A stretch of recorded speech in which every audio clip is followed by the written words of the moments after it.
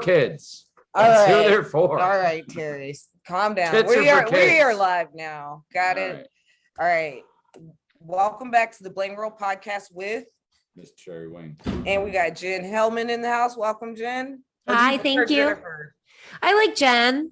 Okay, that's what I thought, but I've made that mistake before, you know. I just go with Hellman mayonnaise. That's it. Hellman, Jen, yeah, Jenny, even Jennifer. I like too, but not in this context. So, Jenny, how was your weekend? That's weird. I'm gonna call you Jen. You call me Jen. I like calling everybody by their last name like we're all cops. Okay, you no know? one asked you. Go ahead. All right, Hellman.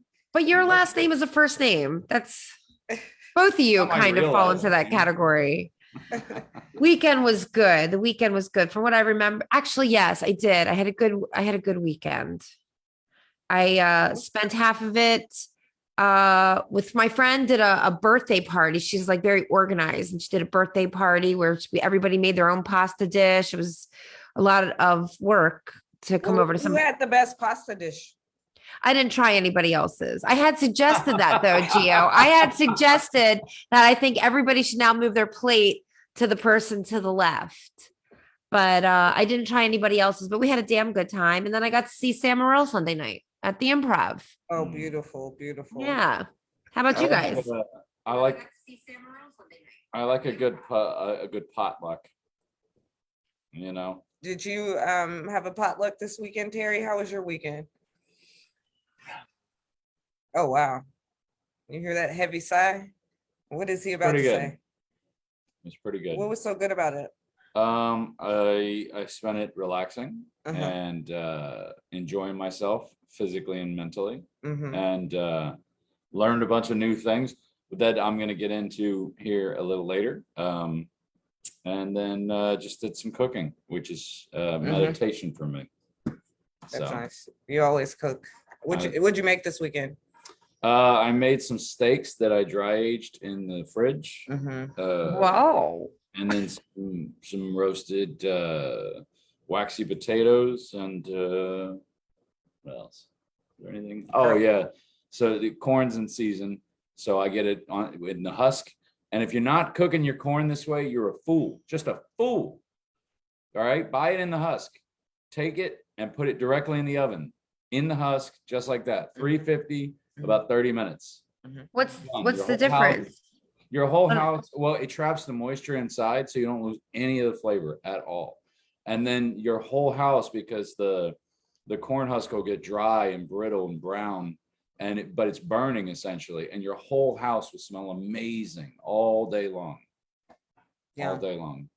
Okay. You know what, Jen? I'll say this. I don't normally like to take advice from Terry, but I will take cooking advice anytime.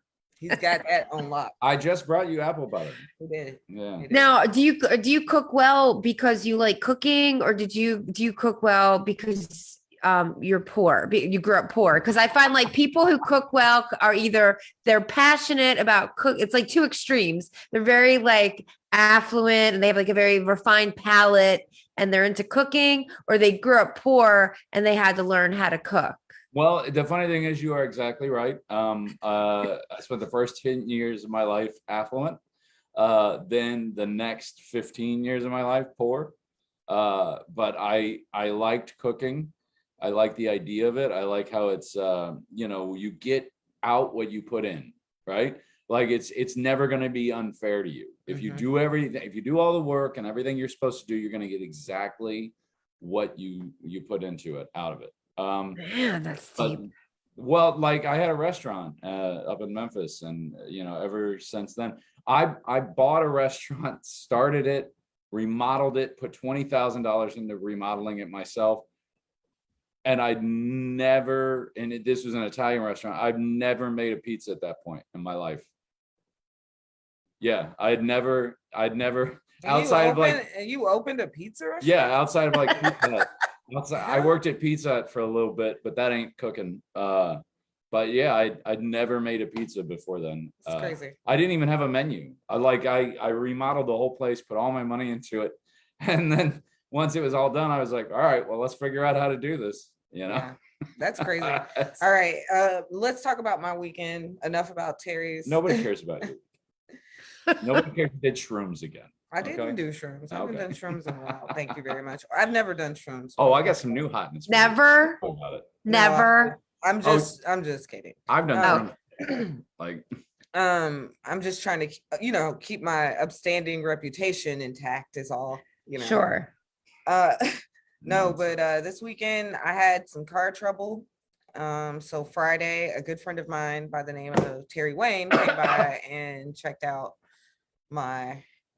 the bottom part was falling off, and Terry's like, Her splash guard. It's nothing. okay, and maybe I'll take Terry's advice also on car.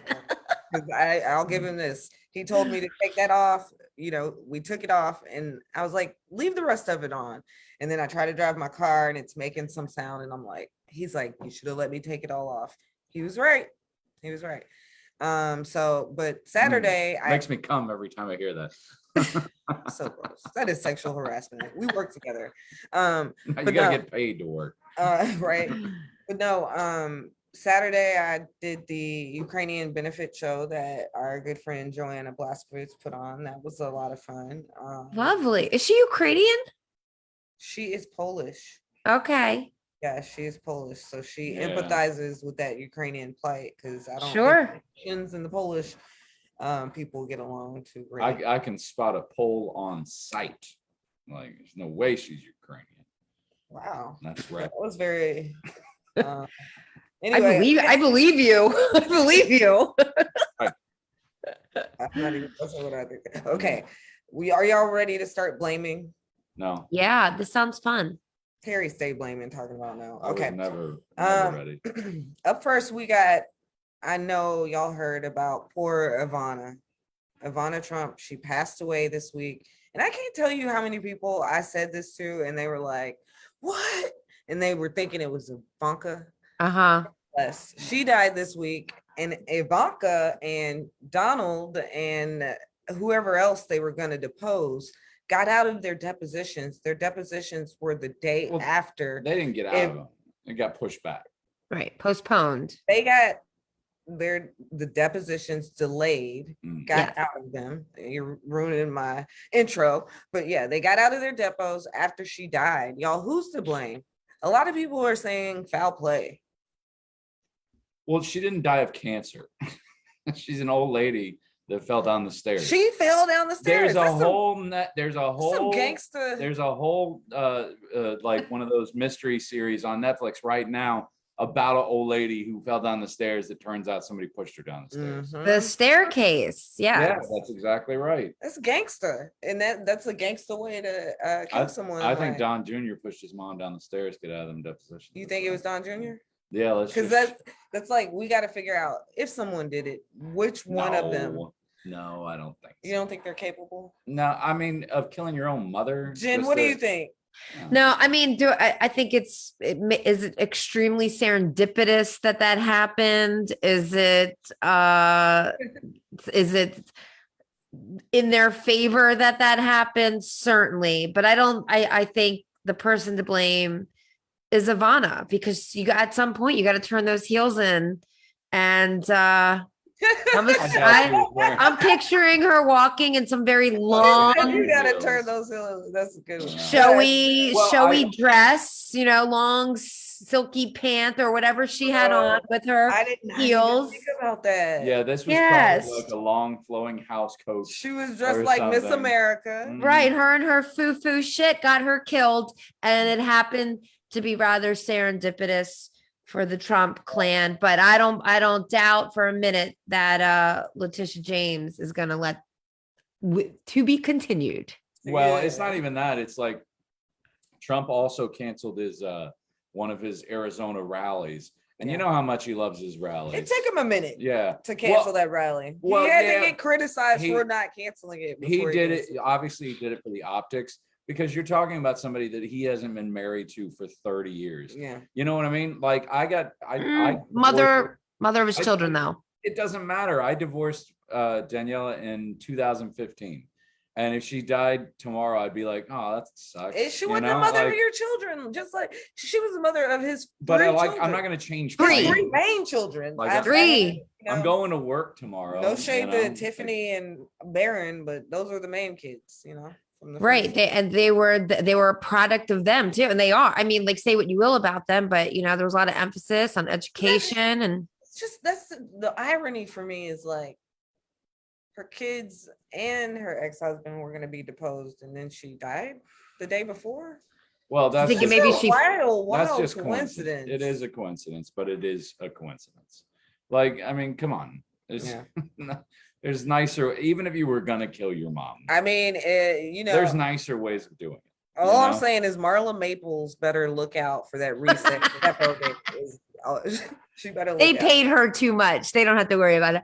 No, but I think yeah, they are guilty of many things, but this, nah, they're not. That's You bring conspiracy. this one That's huh? You bring this one up. Oh, that's a left-wing conspiracy theory. Like liberals can have conspiracy theories too. Right. It's not all just QAnon. But I mean, if I was anybody being worried, I'd be worried if I was Melania, because you're about to age out of this. So About to age out. yeah. I mean, if it were the Clintons. I mean, Oh my God. If Hillary was getting ready to be deposed, I would.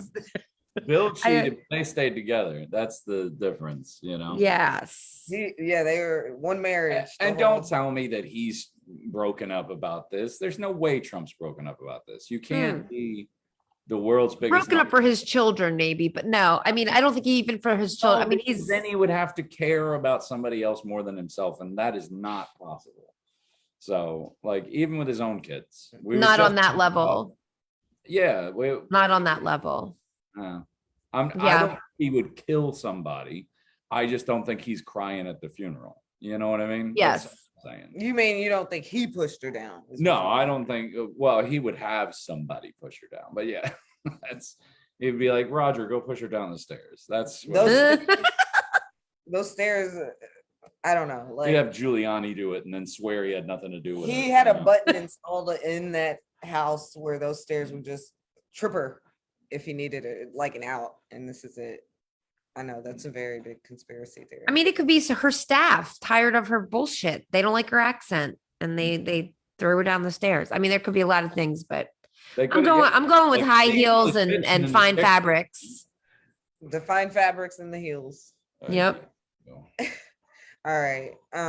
So I don't really have a transition for this, but a Democrat is now holding up lowering prescription drug prices, and this is why no one likes Democrats. Who's to blame? Joe Manchin is not a Democrat. Okay, he's a dino. He's the Democratic version of a rhino. That's what he is. He's a Democrat in name only, because he knew he had to be a Democrat to get elected.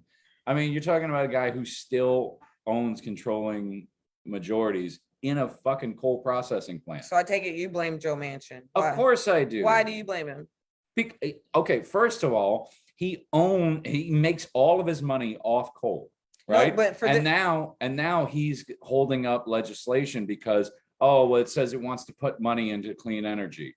Well, God forbid. I mean, we got one guy's more powerful than the president. He's holding up the entire American culture from moving forward. Yeah, he's a dick, and I hope somebody wishes him ill. I do. I wish him ill.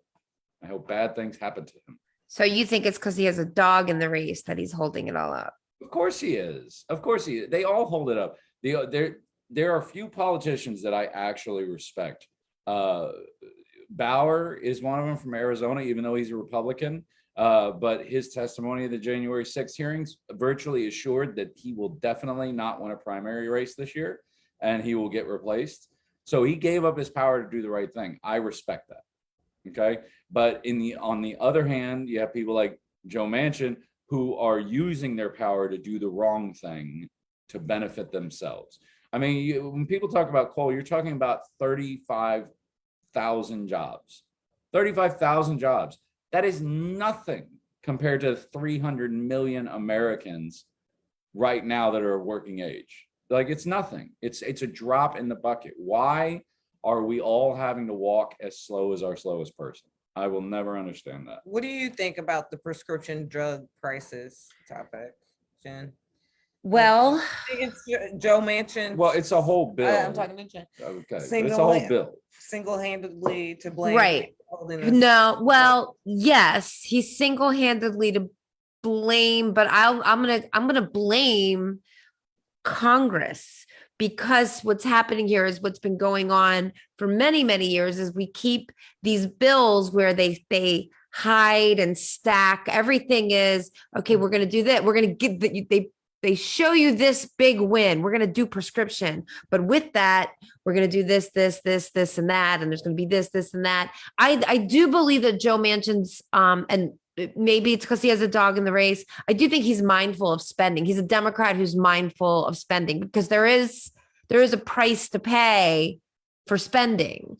But yeah, I don't know what he's doing. I mean, he goes against his party, but I like it, like the same way I like Liz Cheney leading the hearings. I appreciate people who I feel like he's applying some sense and not afraid to say. You sound like you appreciate the moderate politician. Yeah, I'm a moderate. So I'm a moderate, probably. I don't know. I don't know if I'm a moderate Republican or an old school Democrat. I don't know.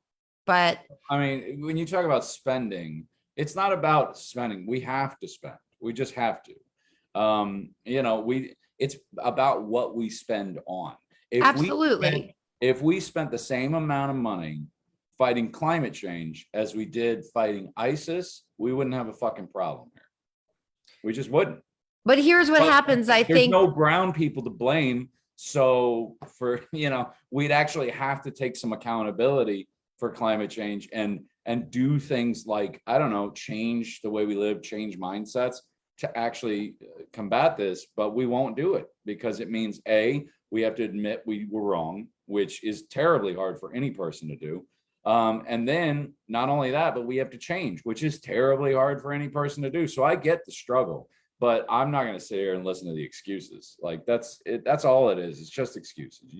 Certain people just want everything to stay the way it is, but unfortunately life doesn't work that way. And Joe Manchin is one of them. But what about and like I said, I'll tell you I think a lot of times we discuss these things on Main Street, and these are things that are way above our pay grade. I mean, I'm not an expert in energy. I get my information from other people who claim they're experts, but really, when you think about it, it's way above our pay grade. There's a lot of ins and outs. There are a lot of people who feel like the amount that goes into creating these energy efficient, going electric, there's a lot of costs involved with that are counteractive, that a regular car goes longer. It's actually more sustainable than an electric car. There's all kinds of scientists, in quotes, who can dispute those things. So I try not to take too much of an opinion on things that I don't really know what the fuck I'm talking about, or try to pretend that I know. I mean, I have opinions based on what I learn, but really, I think it's we're really not talking about cars here. I mean, yeah, CO2 emissions from cars is bad, but that's not where the majority of our CO2 emissions come from. Right, but he's talking about putting billions and trillions into energy. And I just think that he's, like the actual experts say that it's like we're at, like, it's dire that we change our habits now. No, it is dire, or we're done. Our culture is going to die, and frankly, we deserve to. Wow. We deserve to. If you're a frog in a pot of water and the temperature keeps going up and you sit there and boil, it's on you. That's it. You should have jumped out of the pot.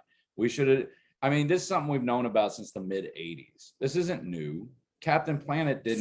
Since the 70s. Widely known since the mid 80s. Mm-hmm. Captain Planet was not the #1 cartoon show in 2015. It was the #1 cartoon show in 1995. Mm-hmm. You know what I mean? Yeah. Like we've known about it a long time. And I don't like these what I call American excuses. Same thing as healthcare. You're telling me that every other first world country on earth has been able to figure out paid family leave, universal health care. They've all been able to figure this out, but we're just too big, too dumb, or we can't figure it out. Of course we can figure it out. But again, it's just, there's one group of people that wants it one way, and then there's one group of people that wants everything to stay the same. Yeah. And it's the same thing with you were talking about most of the people that I knew over in Germany had solar panels all over their properties. And not only did they get free power, but they were actually getting paid by their electric companies, because once you build up a certain reservoir of energy, it starts backflowing into the system, and then you get paid from them for, now you're supplying their electricity.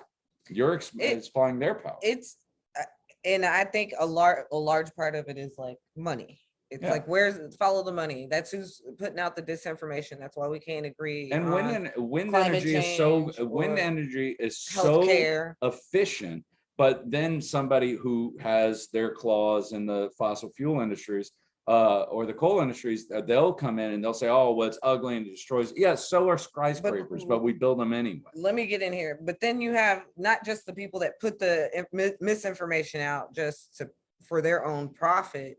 Then you have the people that take that misinformation and they regurgitate it just to be contrarian sometimes or whatever. And then you have people that are not very bright and they believe it and they're like, oh, there's no such thing as climate change.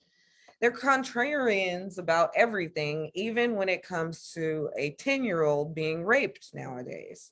All right. Are we going there now? That's where there was a We transition. are going there. Right. If you haven't heard, there was a 10-year-old in Ohio who was raped, and Hopefully her rape became a wildly political issue because, as Terry says, hopefully, who's to blame?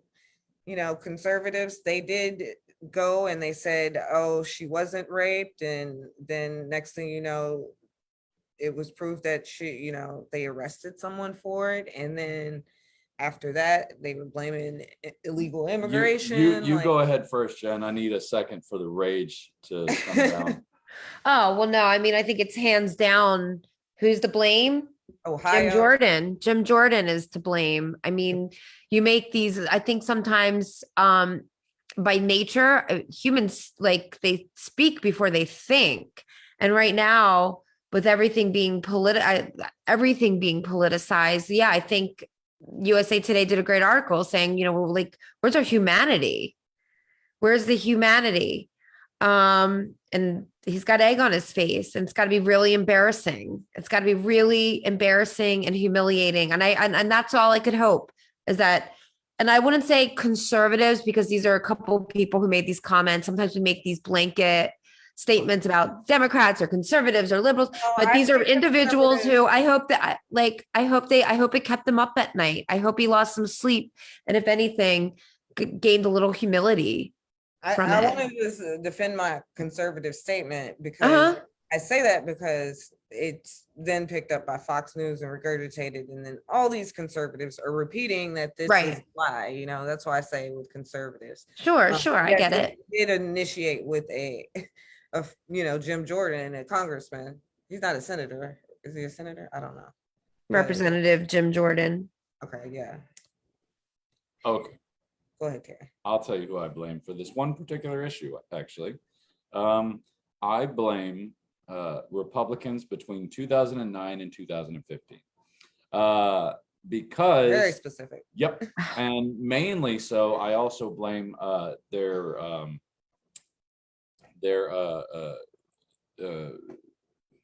what do you call them? The people who run their campaigns, because they figured out that the American people are just dumb enough that if you divide everything down to the smallest it can be and get a buzzword or get a hot topic or get a this issue or that, and then you can just fire off a 2-sentence clip and then get a newspaper article or get a video or a news segment based around that one stupid thing. I mean, we all know, hopefully, as a person, you, me, them, that there's nuance to life, that things change. But no, now it's all down to these 1, 2, 5 little bullet points divided down into spoon-feedable issues that you can just, I mean, it's terrible what happened to this young girl, but that's one case out of the whole country. Again, 350 million people. I'm sure shit like this happens all the time, but we got to take one little case splash it on a national news network, and then all fight about this one case. Well- It's not. Okay, what if the girl didn't get raped? What? Okay, does that change anything? What if she consensually had sex with another 12-year-old? Yes. Would it matter then? Is it any safer for her to go through a full term pregnancy? No, it isn't. You know how I feel about this. Every problem we have, every major problem we have would be solved if everybody just practiced a little bit of mind your own fucking business. Are you saying that this story, because it didn't originate with conservatives, but you blame them? No. The story originated, I blame conservatives from 2009 to 2015. as an example to, I get it. Okay. They use this, liberals use this as an example of Right. why it was really bad to pass Roe v. Wade. And then that's when Jim Jordan came out and said, no, Yeah. it's a lie. And then somebody in Ohio, the Ohio Attorney General is like, that didn't have, and then it keeps getting repeated. And then No, it did happen. A man confessed to it, and he's going to prison. Well, I think the reason, I mean, if you want to know who's to blame, you could go back to the attorney general, because there is somebody confessed. They have not gotten the DNA evidence back yet. So if you wanted to maybe see where there's a window of possibility that this didn't happen, which I don't think a 10-year-old being raped is the face of what's wrong with abortion laws right now. I mean, that's the reality. I mean, that's what I'm saying. We have to have like little is my concern about 10-year-olds being, I don't want 10-year-olds being raped, but if you really, I think maybe the window of doubt could come in the fact that this all got out. Biden chose to use it as the example, and this is not a solid case because all you have is I believe, I don't know if he was legal, illegal, but you have a Spanish man who it's easy to blame for rape, and you don't have any evidence other than a 10-year-old saying that it happened and him confessing. So there's, Meanwhile, confessions. Well, here's the thing, and come on, we know about confessions. You can't go with. Well, no, I mean, you come can on, people are coerce- coerced into confessions. You can coerce a confession, absolutely. Yes. But when it comes to this particular case, remember, you're essentially getting a death sentence, right? Because there's no way you go to prison and survive.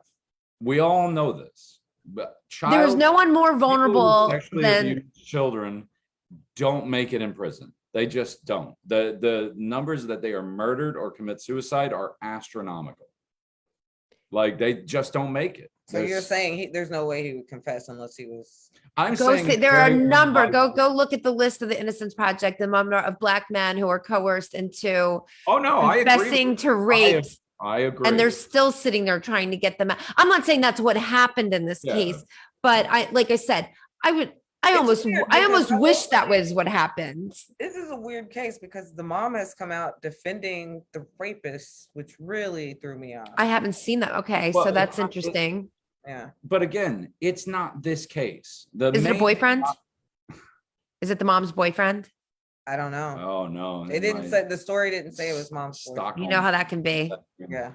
But the main problem is not this case. Again, because it's one that we cherry picked out of a whole nation of 350 million people just to be able to highlight it and say, see, and that's what the Democrats did. And they said, see, we told you this was going to happen. We told you. Like, they were so quick to do it that they didn't stop to think, like, does this need to be the flagship of this movement?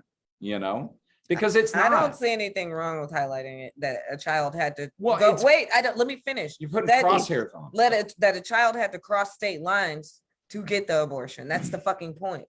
Like, that's unacceptable. She should be able, that is healthcare in her case. She can't give Yes. birth to a baby. And you know why she can get pregnant? It's because of all the fucking stuff we put in our food. It's too soon for her to be having a baby. She needed to get that baby out of her. Like, you can't have a baby at 10. You That's just right. can't. We already fucked up our reproductive systems just through evolution, which is why our babies can't walk when they're born and all the animals can. Okay. Right. I mean, no.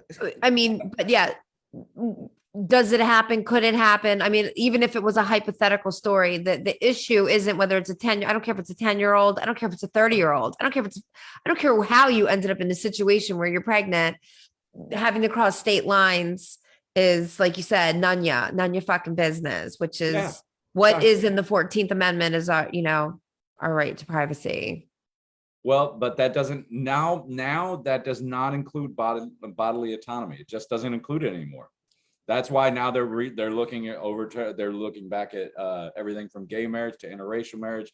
I mean, this is going to be a very slippery slope that we are now on. The voting is the biggest one. Yes, And that's the most, you're right. Gio's got, I mean, look, it's all the Supreme Court did was throw it back to the states, which is very American, I think. States' rights. That's what the country's built on. If they're in Alabama and they want to have all their fucking inbred babies, and that's what the entire state agrees on, and that's what they vote on. But it's not for a governor. It's not for Ron DeSantis or for Gavin Newsom or anybody to make an executive decision on. Every state needs to go. It needs to go to a vote, and then they should determine the laws from whatever the people vote in that state. You're saying that this. Okay. There has to be. No, let me hear. Wait, Gio, what'd you? We got to be united in some ways. Or either that or change the name of the country. Yeah. The United States were never united. I mean, if you go back and it was never united. But we had inalienable rights that we said, we don't care where you live in this country, you get these rights. You know what I mean? Right. And the Supreme Court, it's up to the Supreme Court. Let's hear this. Well, exactly. We have to be able to agree on these things. Otherwise, the South would still be segregated. Yes, that was an issue. I mean, it was an issue of state rights. You're absolutely right. I mean, we talk about slavery from the Civil War, but it was actually that war was about state rights. Obviously, now we're talking about abortion. So yeah, that's a great way to look at it for people to think, wow, what if we just said, okay, the states who want to be able to do what they want to do can do it. I mean, that's a great perspective. No, the Civil War wasn't about states' rights. It was about states' rights to have slavery. It's about right now we're about to have, this is about states' rights. And back then it was about states' rights, but it was an issue of slavery and states' rights. Read the South. I follow you, Jen. You're saying that both issues are about states' rights. Yes, it all comes down to states' rights. It never got resolved. We resolved slavery. Right. But when you give states the rights to impede someone else's growth based on who they are or based on what they look like or what race they are or what religion they are, some states will do evil shit, and you got to step in and you got to say, no, you're not allowed to segregate schools. No, you're not allowed to segregate bathrooms. No, you're not allowed to segregate public spaces. You're not allowed to deny somebody rights or privileges or housing based You're not allowed to let Gio speak. Thank you. I was just gonna say, I was wondering what this country would look like had states' rights prevailed then, though. You know what I'm saying? So I would love to. Yeah, let's imagine it. Let's write. That would be a great movie. That would be a great movie, Gio. I am from the South. I would not want to see that. Jordan Peterson. Jordan, what's his fucking name? Jordan Peele. Yeah, Jordan Peele needs to direct that one. Yeah. I ain't doing that. That sounds like alternative universe where the Confederacy won. Some Civil War. I mean, in my opinion, the Confederacy definitely won in some aspects. I mean, Stone Mountain is one of the largest. Yeah, but when's the last time you've been to Stone Mountain? 4 years ago. Okay, because I just went last year. I was baffled. Nobody's there. Have you ever been there, Gio? No. It is the craziest thing. It's located on Robert E. Lee Parkway in Georgia. Like I don't belong there. First of all, no, that's what you would think, but no, they have created. This is the most bizarre thing. So The Rock has the same person who did Mount Rushmore created this rock that has like Stonewall Jackson and Robert E. Lee riding on their horses. But it was amazing. It was it was very diverse. No, enemies of the state. Let me finish because I just said it was amazing. It was amazing of what it's become. Sorry, I've been there. I was there 15 years ago before any of this happened. It was paying homage to the conservative, the Confederate army. But now it has become a place where they really want to address the issue. It's very diverse. There's all kinds of families there. They've tried to at least turn it into something to learn. And so I do give them credit. It was very bizarre though, being That got dedicated in the 1970s. Like there, Oof. yeah, that's a long That's time even after the after Civil that's War. after the civil rights movement. Yeah. Jesus. yeah. Well, if you look back, So here's that the just thing. tells me that Okay. like we gotta keep So moving. she doesn't but- let me talk. It's no, the we other gotta way keep around. moving. We got Okay, one it's more fine. time. I'm just saying, if you look back We have to on- definitely on the times in American history when Confederate monuments have been erected, there's two major spikes. Once in the 1920s, right, which was right in the fueling of Jim Crow laws, and then the other was in the 1960s, right during the civil rights movement. It's not about celebrating Stonewall Jackson. It's about putting Black people in their place. I think a man tried to put a Black person in his place, a Black comedian in his place this week, actually, at a show in North Carolina. A man discharged his gun at a Craig Robinson show. It was a Who's black the man, by the way. Craig Oh, Robinson. it was a Black man. Have you It was been a black man, Gio. Sorry. Have you been to a Craig Robinson show? I blame him. He creates a rowdy environment. Oh, really? I've been to two of them. Yeah, a rowdy he environment. gets rowdy at his shows Oh, I don't know. with drinking and DJs and music, and yeah, it's like a club. Oh, okay. Yeah. It's like a Black. You blame him? Well, I mean, that's the joke. I mean, I'm not being serious. I don't Okay. actually blame him. So I didn't the article that I got initially it happened yesterday. Someone said LA Hardy sent it to me. He was on the show not long ago, and I was like, oh, we got to talk about this, and there was not much news. So you clearly have a little bit more information. It was a Black man. Yes, it was. Oh, It's you have to do a little digging to find that out. Young guy, he's 30, young black man. But they don't have I couldn't find anything about why, because when I saw the article, I was like, well, I need have a gun. to find blame. I need to find out why. I'm actually wondering why it matters that he's Black. Oh, because she said it was somebody trying to keep a black. There's man. no- I think it was something Yeah. with the way I transitioned from Right, it was Oh, funny. Anyway, the Confederacy, that's right. Do you think like maybe this is just American values? Like you go everywhere with the gun, the comedy show now. And what's scary for us is like, yo, they hitting people, hitting comics, bum rushing them, and now guns going off. Well, I I can't. believe in. Okay, go. Sorry, go ahead. I know, sorry. I was like, I can't imagine why somebody would fire a gun in a comedy club. And I think there's more information to be found out here. Why? Like, I don't know the why, so I can't shift the blame. Yeah, it is. I am. Go ahead, Terry. I again blame the fucking NRA that wants this complete immunity for gun owners. I'm a gun owner. I've been a gun owner my whole life. Since the time I got my first gun when I was 9 years old. My dad's was a big game hunter in his younger years. He taught me how to respect weapons. He taught me how to use them. I'm all about people's rights to own guns. I am not all about people's rights to carry them wherever they want to go. It's stupid. You're just going to cause trouble. And more than likely, you're going to make your own situation worse. We watch too many fucking movies in this country. We all think we're going to be, A hero. we all think we're going to be, Bruce Willis and Die Hard. What about the Indianapolis shooting where the kid, not. the 20-year-old we can find, look, killed the shooter? We can cherry pick these all you want, because I got Sure. another guy, ex-Marine at a Walmart, right? Active shooter in the Walmart. He comes in there, starts with his own gun, takes out the shooter, and then gets shot by the cops and killed. So, I mean, we can find all these excuses, for why it's Sure. okay. It's not. My sister has a carry permit. She carries a pistol around with her. And I tell her, I say, you realize the best case scenario for you carrying this is that you're in a firefight with somebody. That's the best case scenario. Most people just want your shit. If they're Give it to him. yeah, there's how many enemies do you have? Are you a retired spy? You Yeah. don't need this. Yeah. Just if they want your car, give them your car. Y'all don't think that the club has any responsibility here for not maybe preventing people from bringing guns in? That's like blaming the school after a shooting.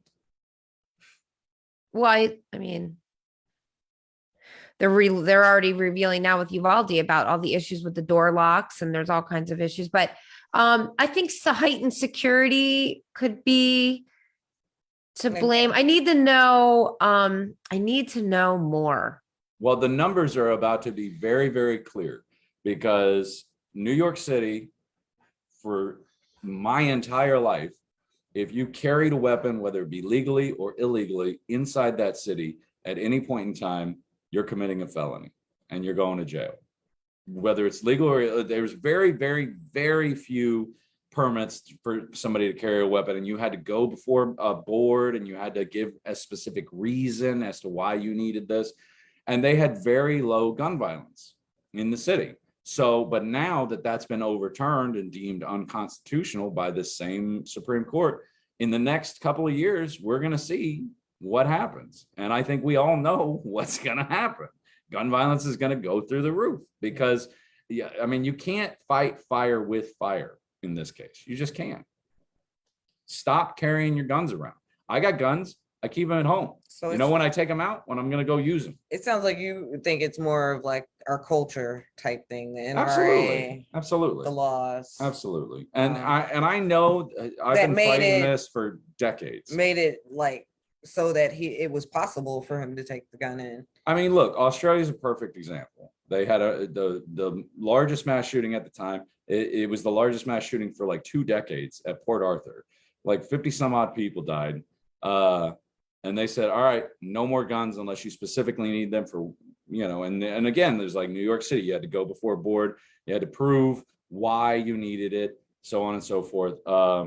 And all their gun violence went to basically nothing. Because if you don't So you have- think that if there was a law in North Carolina that said you can't bring a gun into a comedy club, you don't think that motherfucker still would have showed up with a gun? You think, I 'cause think do you think he seems like he is of the law? I have an answer for that. I think plenty of gun owners seem like they think they are of the law. If and you that want- they, you know, Look, I'm sorry to say this because I think guns are fine and I think guns are fun. I've been, like I said, I've been shooting them my whole life, shooting sports, hunting, everything. But if you really actually care about stopping gun violence, which I don't, but if you really care about stopping gun violence, you get rid of the guns. That's it. That's the only surefire way to do it. Because, and then somebody says, oh, well, then you just stab somebody. Yeah, but you can't stab 50 people at a country music concert in Vegas. there's an You know example what I of that, mean? and then a You lot just of them can't. will live. If you And stab by them. the way, don't act so shocked that this is, we don't allow people to buy plastic explosives either. All But a right. pound of plastic explosive in your hand is a lot less dangerous than an AR-15 and a couple of clips in mine. All right, It kill a lot less people. we got Jason finally joining us in the chat, and I'm not gonna read some of what you're talking on here, and you're gonna get in trouble for some of these comments on Facebook. I want to shoot a bag. That's just say that then. You want to shoot people. You want a I have justifiable guns to reason to shoot shoot people people. who are doing things I don't want them to do. He wants to stab a bad guy. That's what he said. Well, that's because you've never found a body, Jason, but I have, who got shot over an argument with his neighbor by over a dog. All right, this is. Have you ever been a victim of a crime? Yes, Have you ever had somebody threaten your life? 100%. I've had ex-girlfriends. Okay. You've had a gun pointed at you? I've been carjacked at gunpoint. I've had somebody, literally a stalker, threaten to murder me. Oh my And god! there was, yes, I mean, like, people scare me, guns make me feel safe.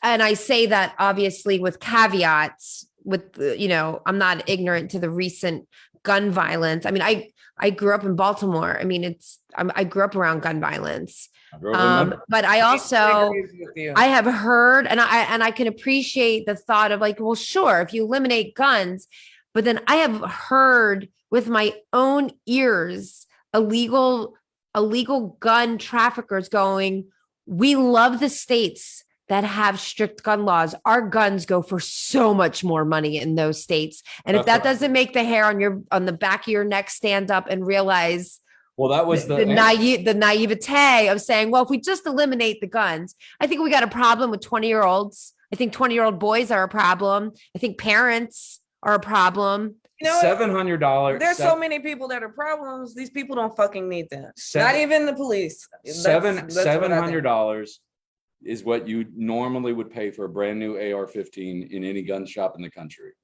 AR-15 is a different, yes, okay. But I'm just using it as an example because everybody knows AR-15s. I would prefer to go wear an MP5, but whatever. Everybody knows what an AR-15 is.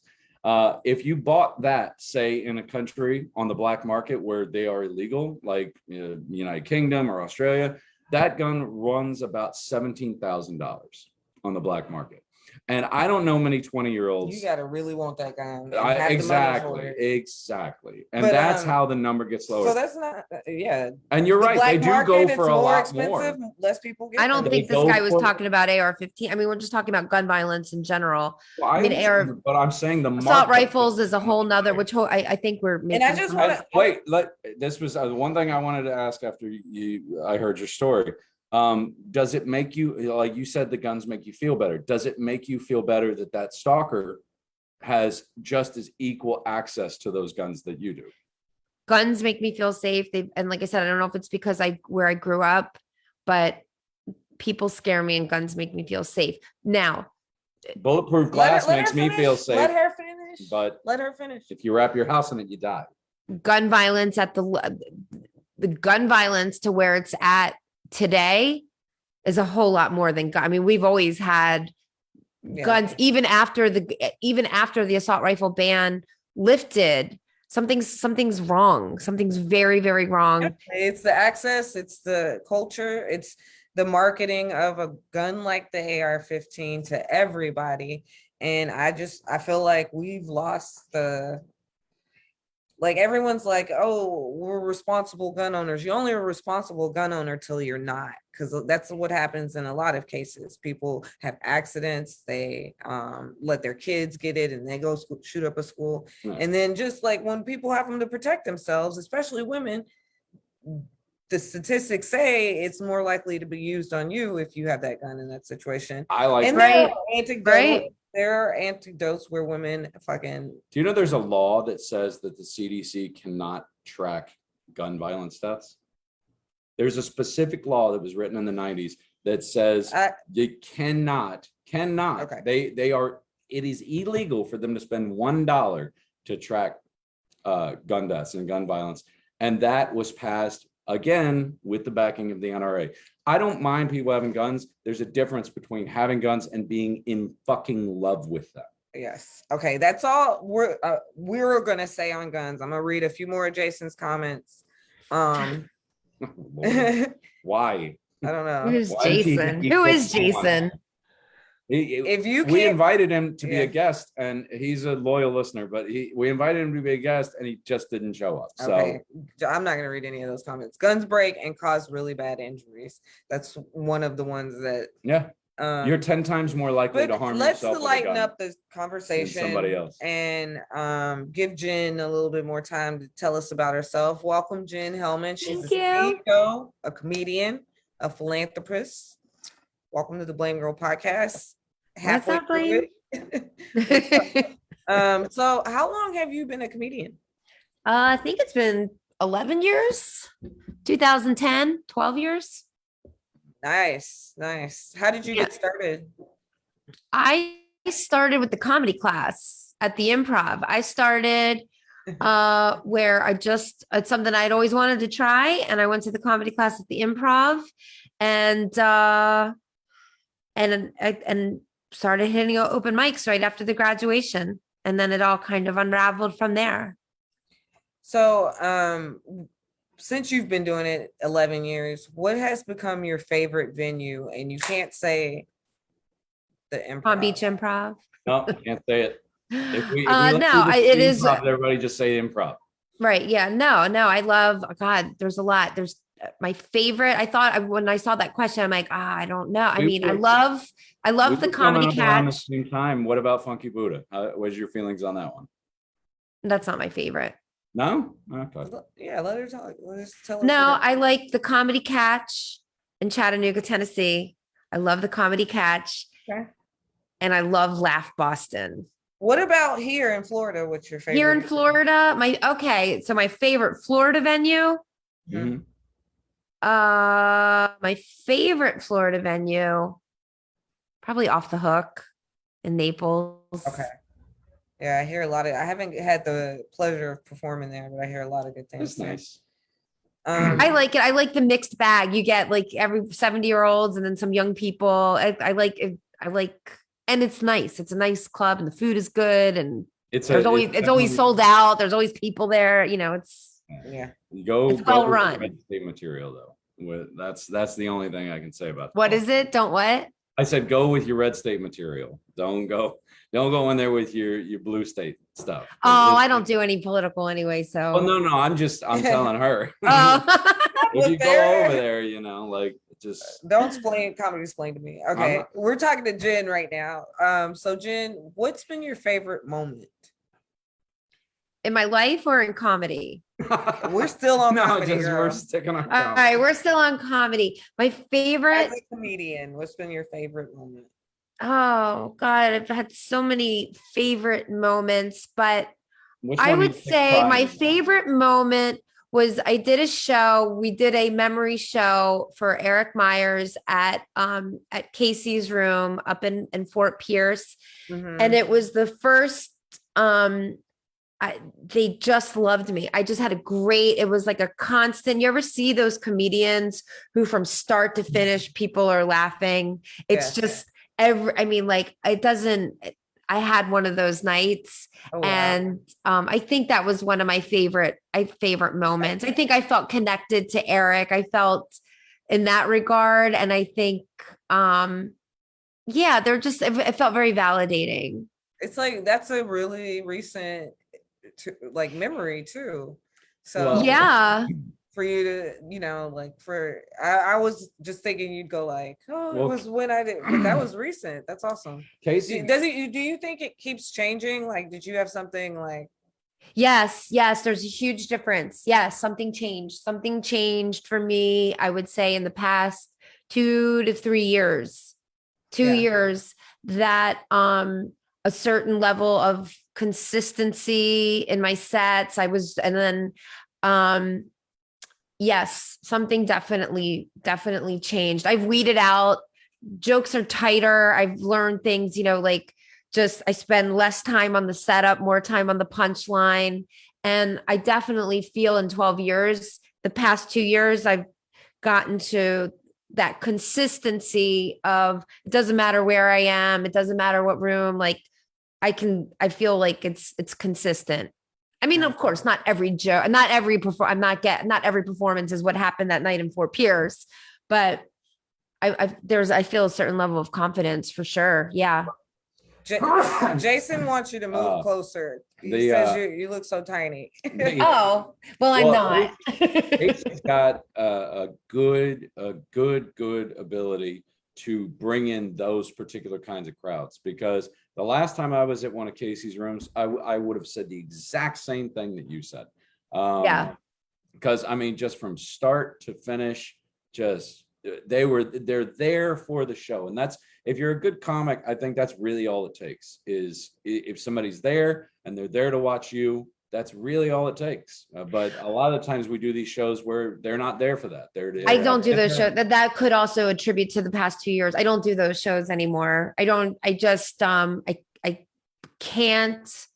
I don't do bar rooms. If I do clubs, I'll do, and unless it's somebody who I really like, or like sometimes I'll get the itch, but I don't need to be on showcase show. I don't feel like FOMO if people aren't booking me here locally, because it's just evolved into something comedy itself. As you know, Gio, you've seen what I'm doing, and it's evolved into something else. And I feel like we put so much time into our jokes, and we're writing these, and this is us. And to go at a certain point, like, yes, the bar rooms are where we sharpen our teeth. You go to these when you're starting out, or you're 5-6 years in, you go to these showcases and you go wherever you can get stage time. Look, if you're not getting work here, yeah, do that. You sharpen your teeth in those rooms, but it's our heart. We wrote this, and to go to a place where they came to watch do something else and not appreciate what I'm doing up there. I can't, and I can't do it anymore. Yeah. I feel you, because if you want to do that, go to an open mic. But I mean, and I feel the same way. People ask me, they're like, why don't you go to the mics anymore? Why don't you do these? Why don't you do that? It's like, because it's been 11 years. That's why, because I put my time in, and I know that I can walk on that stage and do a good job regardless of the situation, just because you've learned long enough. You know what I mean? It's like Well, I'm also asking- tired. I'm 46, so going to open mics. that's the other part of it. Extremely tired, and I can't drive high anymore, and it's just like other. But Yeah. no, you do get. It is nice that you do get to a point. I don't know when that started happening that I was able to work out new jokes. You used to go to open mic to work out new jokes. You Right. had your material, and then you go, and I have kind of two outlets. One being that I'm doing a lot of feature sets. So I had the time to work in a new joke and see how it's received. Two, I think even just your intuition grows as a comic. As you keep doing it, your intuition kind of grows of knowing what people like and what's going to be funny and what's not going to be funny. Like, what's going to work. And you're not 100% of the time, but a good 75% of the time, if you're like, people are going to love this, they're probably going to love it. Yeah. Your information grows over time. And I don't think that newer comics, they don't give a lot of respect because they're like, well, I'm out here 4 or 5 nights a week. It's like, yeah, because you have to be, because you're 22 and you barely work. And so this is your work. This is your life. That's fine. But when you're trying to juggle, like family or relationships and your job and comedy, like you get burnt out. It's just too much. It sounds like we kind of went over a little bit about what you find challenging. What's your biggest challenge when it comes to comedy? Besides the vagina. Right. The No, I didn't say biggest. that. You can say that if you want to. No, I don't. The biggest challenge I think is the change with social media. I think social media has changed the business and getting video and breaking it up into clips. I should be doing that. But I think the biggest challenge is there's a shift. I think it's not about, I used to send my dates to Comedy Zone and send my dates here and I don't want to be on the road anymore. And I don't think you need to be on the road anymore. I think you need to gain followers and then do a show and do a door deal, because the road blows. They don't pay enough. It's not worth like, if you're having fun, if you enjoy it, like I'm getting married now. It's like, I like being home after COVID. But do I want to? You've been there, done that. Almost. It's not that I've been there, done that. Cause you know what, if something, God forbid, happened to Stuart, I would probably get right back out there. I don't know. I would grab Nico and grab a bag and start probably hitting dates again. Cause it's also a good way to gain followers. But social, like I had another comedian be like, when I say, like, oh, I don't like the road. And they're like, you don't have to do, it's all right here. It's all right here. You don't need to be on the road. Oh, is that picture? Is it? Yeah, that is a picture of me and Stuart licking each other's tongue because I met my match. That's what I thought it was. I met my match. But Yeah. So when you look at it that way, you're like, wow, that's pretty cool that you can gain the seats instead of going to, hyenas in Texas and spending all your money that you're not even going to make enough to even pay for your trip, but it's fun. So I don't knock it. Like if it's fun and you like being on the road and you're working with somebody you like, but it's not going to get you anything towards your end goal. Do you feel like? I feel like if you take the time to get followers while you're there, I have this conversation, like, Dougie Almeida, he loves doing these like Colorado and this and that. I'm like, I hope you're getting followers because it's a waste. Now, are you going to get discovered in a fucking loonies? No, Well, unless you're in New York or LA, the traditional comedy path that, used to be such a mainstay. You build up a small reputation in your local scene, then you take it on the road, you start building a following, you start building, a reputation.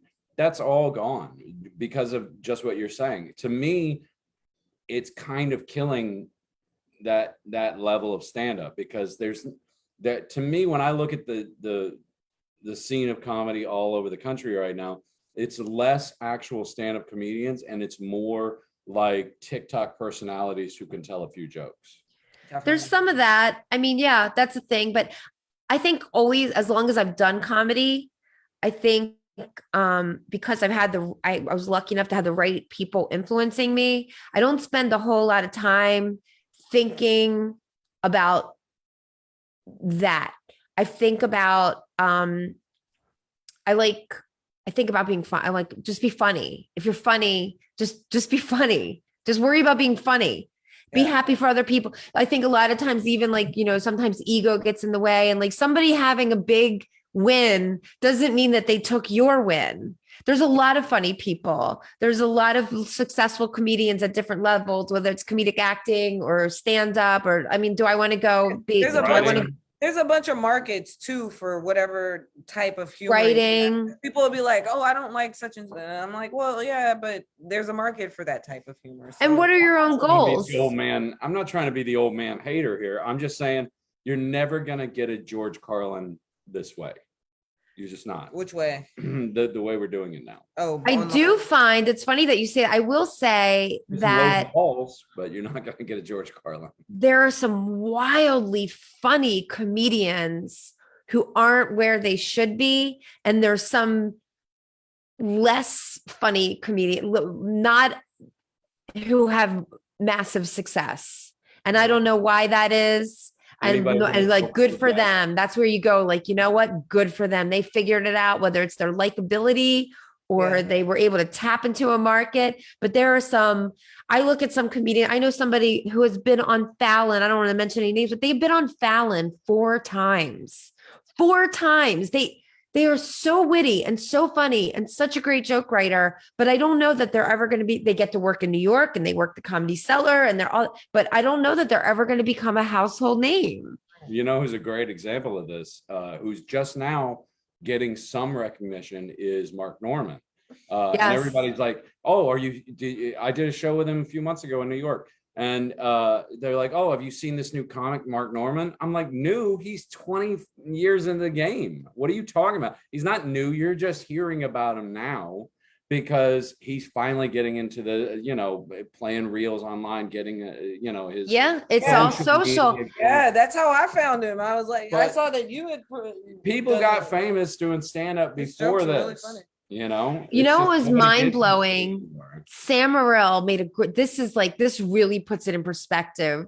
Sam Mhm. Morril Sunday night was doing a joke about Dave Chappelle and trans and how, he was, kind of under some pressure because of his remarks about trans. And people are like, I'm really worried about Dave, like this could really affect his work and stuff like that. And he was like, don't worry about Dave Chappelle. Worry about Dave Chappelle when you see him at the Palm Beach Improv on a Sunday night. That's what Sam Morril said, which, Sam Morril sold Accurate, out by the the way. Palm Beach Improv. It was Sunday night. It was like easily 300, 400 deep last night. Paid fucking tickets. I don't think there were any free ticket emails out on that one. And when you put that into perspective, could you imagine your comedy career being you traveling around from improv to improv and selling out the weekend and then going, don't worry, if things were bad for Dave, he'd be doing what I was doing. They're doing I Man, would love like- to be doing what Yeah. he's doing, right? And by the way, exactly. I just mean, if that- it doesn't put it in perspective, I was even thinking, I'm like, what is Eliza Schlesinger doing right now? And I'm like, oh, right. She's in an arena in fucking Manchester. You know what I mean? Like these people, she's somewhere in Japan where they don't even fucking speak English and filling the arena with, I mean, it's just like, you figure out what your goals are. And I think that for me really helped because I enjoy comedy in a whole nother way that I did. And once I was like, I'm going to do the shows. I'm not going to go on the road. I'm not going to be desperate for every job I can get because it's, in a place other than South Florida. I'm going to, if I like the city and I like the club, I'm going to do the show or the Yeah. person. But here's the snapback from that, from all the social media stuff. The snapback is, and this is what even back in the day, like Watkins, who got me started, was he never put your shit online. Never put your shit online, because once you do, it's just like making a special for a big name comic. You're roasting material. You're torching Those material. rules have changed. I understand that. Yeah, it has. Popularity wise, but if I go and I watch every joke on some comedian's page or channel or whatever, and then I go out to see them in person and they just do all those same jokes that I've already heard, Oh no. well, that's what I mean. You're torching material. Why would I would somebody do come that. out? And I'm saying this because Jason made a comment of like, you should have people do their jokes Yeah. on this podcast. And I'm like, no, because then you'll never come out in person. And for somebody like me, that's the only thing I'm in it for. Yeah. I'm not trying to be rich. I'm trying to be rich. But Jason, not you this gotta way. come out and see I'm not us, trying to be like- famous with this. I just like performing. So Get out if of your there's no basement. audience, there's no reason for me to be there. All right, get out of your basement, Jason. Jen, tell us about who you are as a person. We know you're getting married, or you got. I am. I'm getting married in April In to April? my hottie fiance, firefighter / public adjuster. He works 24 hours on and then spends the rest of the time helping people get money from their insurance company for their home insurance policies. And he also volunteers for Comics Crushing Cancer. So, I'm just Each other. We've established that. what's that? You like licking each other. We've established We do. Same birthday, same year. That's kind of a quirky fact about us. We have the Oh, same wow. birthday, same day, same year, same mom. And and Jason. Yeah, there you go, Jason.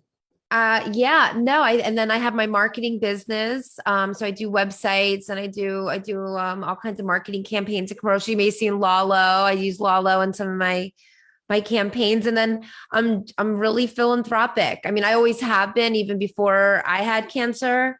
I've always participated in West Palm and philanthropic things. It's part of my faith. I'm Jewish. So if you get out of Boca, it's not just about matzo balls and like getting a good seat in the restaurant. We actually, the faith itself is very philanthropic, and we do what's called mitzvahs. So that's an important part of my faith to me. So I do, if I have an easy opportunity to help somebody out with a small, I'll make this, I for no reason, for nothing in return. I like to help, but I took that next level with Comics Crushing Cancer. So it's been great. I've been doing these comedy shows at the North Palm Country Club.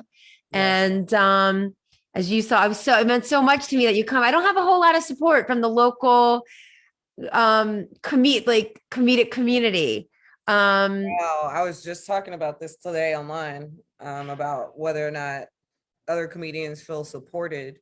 And somebody was like, well, what do you mean by support? And that is one way that you can support, is by going out and going to these shows, not just because you're in it, Right. So, and I do. I bought a ticket to Jacked Up Comedy. I go see Nadim's show down at Arturo's and spend the $50 for the dinner. I mean, within your, whatever's within your means. But just to have the support, like a volunteer.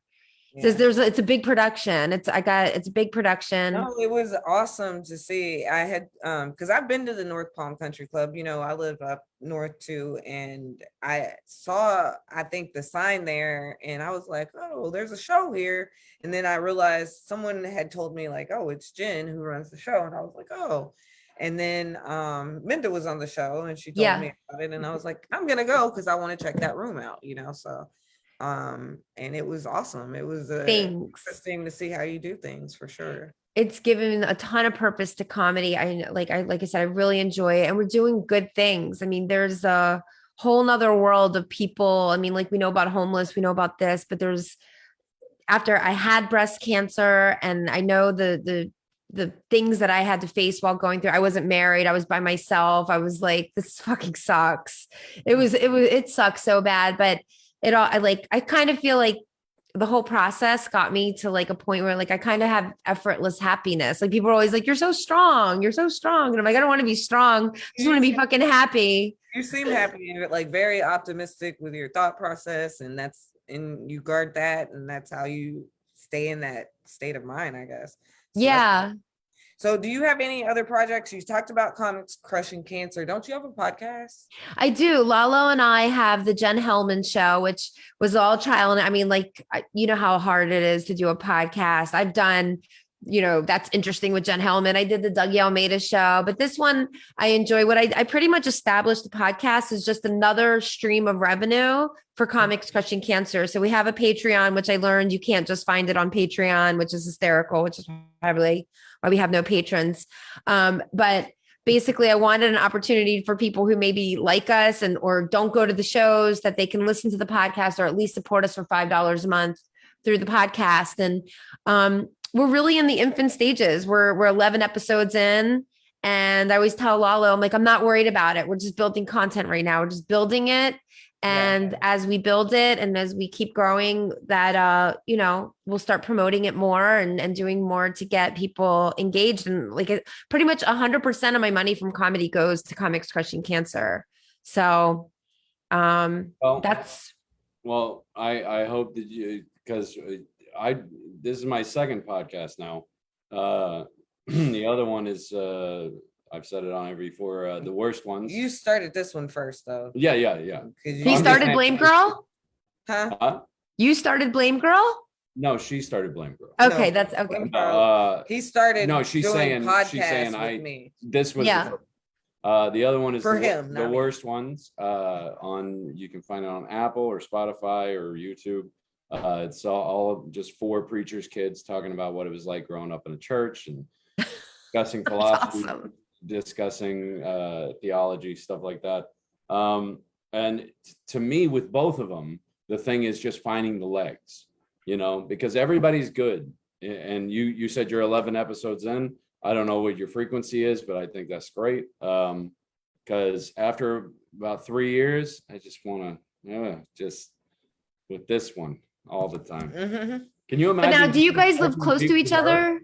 Do you Huh? live close? Do you live close to each other? Yeah, I'm not far. I'm Yeah. about 15 minutes away. I think really that like- helps. And Like I really like- Lalo. I'm sorry, go ahead. I was gonna say I really enjoy like on location, like going to these mics, and because I'm still like an open micer, if you will, and I'll go and like interview the comic at the mic, But, Yeah. The only problem is we don't have a Monday mic anymore. There's just the one in Pompano, Spanks the Hog, and then Riverside, which it's not every Monday they have the open mic early, but It's just so hard to get down there too, because Yeah, we for go us. live at 7, which means you're driving in rush hour traffic from West Mhm. Palm Beach to Pompano or to It's rough. Lauderdale. Like But I'll do it because it's worth it. Sometimes I want to eat, and like I don't have a husband or any kids here. Right. So it's great. And You I can work sink your from teeth home. into that. Yeah. I Oh, you work. from home. So that is my socialization for the day, is going to a mic. So I don't mind it. And I write a whole lot. Like I'm writing, like something comes to me almost daily, and I'll write it down and be like, oh, Yeah. I can't get to a mic and try it. and out. that's the thing is when you see me at a mic, it's because I got something new that I'm trying to try out. That's what Yeah, Brian it's did. good practice. It is. It's good practice to go to the mics and write and Hold write that and thought. write. Hold that thought. Speaking of, it's time to play the blame game. Mm. And I was gonna ask you this, Jen. I don't usually see you at open mics much. And I was thinking while you were talking, I was like, I do see her when she has new material though. You don't really do open mics much. Who's to blame? Who's to blame? I would say probably Stuart, my fiance. I mean, I think who's to blame? Stuart. I'd rather be home with Stewie. Plus, like I said, I have the opportunity. I go there to work out new material, but I pop in every now and then. I like it. I like seeing. I also like don't tell anyone, but that's all. I am always looking for new people to come and do a guest spot, to come host. And I do like to see who's up and coming and who's got some material. So if I am there, I am paying attention. Scouting. I'm blaming her pink cloud because she's on the pink cloud portion of the relationship. And which is great because you said he's a fireman, and firemen, they do 1 day on, 2 days off, which means after that 2 days, when she's just about like getting sick of him being around, He's it's like, like he goes to the station for Not a a day. bad. So it's going to last a long time. So It's a enjoy good that. gig. It It's a is. good gig. That's why I told my brother, I was like, go be a fireman. And he did. He loves it. She is maintaining this happiness that Yeah. she's got going on. All right, Jen. So do you have any shows coming up that you want to announce? I do. I want to talk about, I mean, I'm in Naples, that's kind of irrelevant, but I do want to talk about August 12th. I've got Cam Bertrand coming to do the Comics Crushing Cancer show at the North Palm Country Club. So that's comicscrushingcancer.org. And then we have a whole another stellar lineup October. But if they go to I haven't gotten all those shows up. You got Jamie Kennedy coming. So if you just check every so often or follow Comics Crushing Cancer on Facebook or Instagram. You can see all the big talent that we have popping in on the show. I thought I saw you on a flyer for a bar show.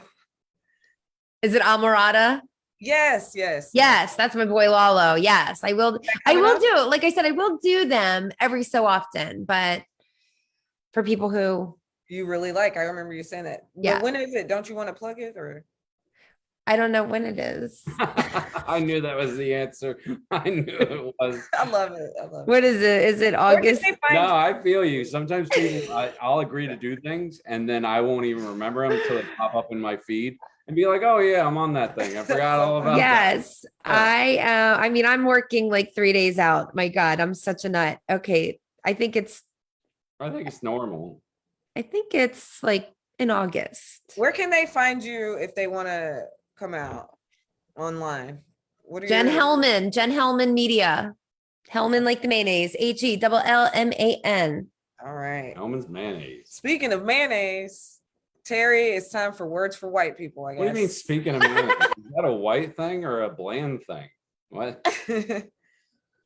Let's hear your Oh. words for white people. That's a hysterical. Yeah, it's my little monologue at the I end didn't here. come up with that. I did, because, and if you'll remember, we started Words for White People during the height of all the protests and everything. And it was mainly just because I wanted to have something to say to my fellow honkies. That's it. They might be a little closed-minded, so we started this little, and this week, we're going to be talking about patience. I know it's hard. I know that we've all lost patience. And I know that things like TikTok and Reels and social media in general and scrolling through Instagram, these things all make us lose our patience. But there's a reason why they say it's a virtue, because it was 100% is. It's not a coincidence that all these the spike in mental illnesses and spike in in social disorders and everything has come,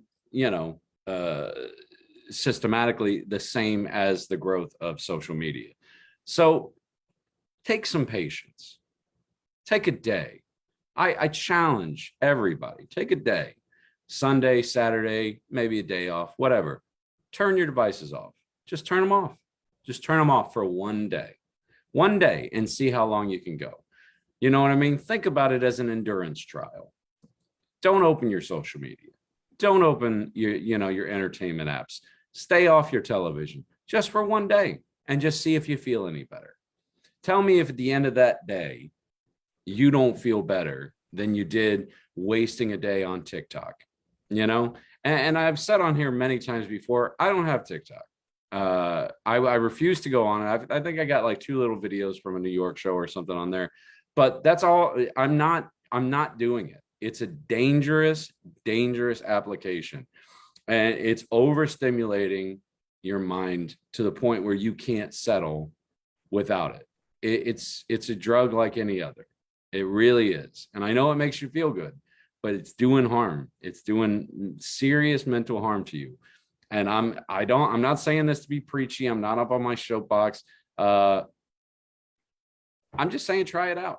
That's it. Try and have patience for one day, because that's one thing that is 100%. If you don't use it, you will lose it. And then when you need it, it's not going to be there. So just try it out. That's it. There you go, honkies. That's words for people, huh? And that's words for all people, Woo! I felt but that. especially the honkies. right. I'm like, I totally felt that. Oh, look at that cat. Just kidding. I felt that too. I'm like, I feel like I'm on my phone way too much, because now We all are. I've been trying to push this podcast more. I've been on TikTok more, trying to grow. I'm just saying, don't It's work. forget that you still have an existence and you No. still have a life to lead, and you only get one of those. Yeah. And there is no retweeting that. Whenever I go to like a pool or the beach, I tend to stay off my phone. So maybe I need to make a point to like do that once a week, so that There you I go. like. I'll do a pool or beach day with you. You can come use my pool. Yes. Come use my pool anytime you want. Yes, we got to make this happen. All right, Terry, do you have any shows coming up? Nope. but you can check out the worst ones on Spotify, YouTube, or Apple Podcasts. Okay. I have this week If on you think what I say about politics is interesting, why don't you come over there and we'll talk about religion? I got on Friday the 22nd. I'm at Swampgrass. Willie's. We're doing, that mic's closed, but we're doing a show. It's gonna be a good one. We've got Jordan Garnett, who I need to call when we get off of here. He is moving. He's leaving town, so it's one of the last shows we're gonna be doing. I think there might be one more in August. So that's all I got. And then next, I guess we'll still. What? You know what? I will have to talk to you about next week, because next week I'm going to be in Austin and I've got an idea. If about only that. we did this podcast through Zoom, you'd be fine. Well, I actually want to be at the Kill Tony show, Nice. but it's going to be 6 there, so it's going to be before, so I can maybe do it on location There there you from my go. phone. I don't think I can drag my laptop in, but Mm. maybe I'll try. Maybe. So, Mm. all right. Jason, thank you as always for listening. Everybody else, thank you, Jen, for joining us. You've been Thanks great. for having me. That was Don't fun. pop out just yet. We're And gonna be like Jason, everybody. If I see you watching, I can see you listening. Chime in, give us your opinion. We watch these comments in real time. I can't see. Why Sorry, you got to y'all. put it on my There gut? it is. There.